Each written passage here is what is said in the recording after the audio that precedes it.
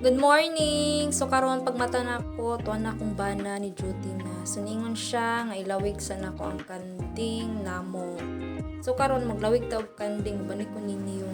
Mong kanding is tulo ni kainayan ang duha nanganak pag-uhay lang. Ang isa is wala na buros kanang nangihiwa na siya na buros guys. Sabi na mong buros na pero sige lang.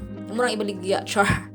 O karon ilawig na nako ng kanding namo diri guys. Ang duha ra akong lawig kay kaning isa gibuhian man namo. So ang duha ra. So diha lang sa mi ha, panawag lang mo ni kawatan mi. Tawaga lang ko. Char. So man na siya ang anak. And then pauli na tani. Huwag kay itong kamot kay syempre nagulan baya. So pag uli na ako, kita ko bayabas diri sa mong silingan. Nanguha ako tulo ka buok. Una ko na nang hidoy kay umungya po ito. Charis. So pauli na tani.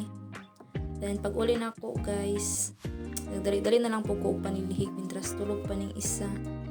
Kaya rong way magsamok-samok ko niya inig panilihig na ako kay pag mataraba ni guys, magsige na po ni gubot sa ihang mga tulaan. So nagdali-dali na ako panilihig ani.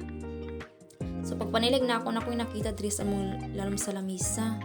Nay coins, siguro mo ning kuha ni Kiyo na yung gipangayo siyang apuhan gabi kay iso niya siyang piggy bank. So ako na lang naghiposon kay makita na po naon niya ay na po nang dulaan. So muna siya nagdali-dali na ako panilihig. Then pagkatatuad guys, ako na lang pong gilili ng isa. Tulog pa ang isa guys, so nahago kayong lubot. So nagawas na lang ko. Kaya ron mag-display sa mga gasolina. Mura po na akong i-display kay mo na lang po yung nabilin. Wala pa may kakumpara, siguro mangumpara mi later. So pagbalik na ako, ni mata na nanawag na kay Modidi na daw siya. O, di ba? O, nadali-dali na lang po ko og kanang lutong ista, nagkakubangos, batangan ako na siya kasi ng bitsin. Then, ako lang po na siyang gisawsaw diri sa harina. Kay para, inikprito na ko niya, guys, dili na siya magpisik-pisik. Mura na siya sekreto. Mura na siyang ikan i-blub sa harina. Mura na ibutang daya, di ba?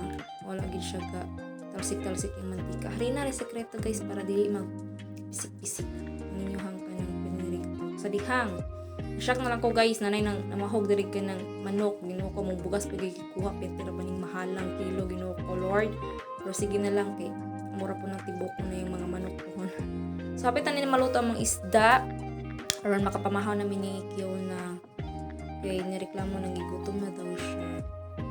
So luto na mga isda. So mga ano ni Kiyo na kay wala naman yung dada, kami na lang duha. Mga on ta guys. So, sige na siya gyaw-yaw, kay pati katabian ng bata. Uy, biyag. Then, nabot din niya akong isuon kay makikawan daw siya. Kailangan daw mong isda. So, marato. Bye-bye. Thank you.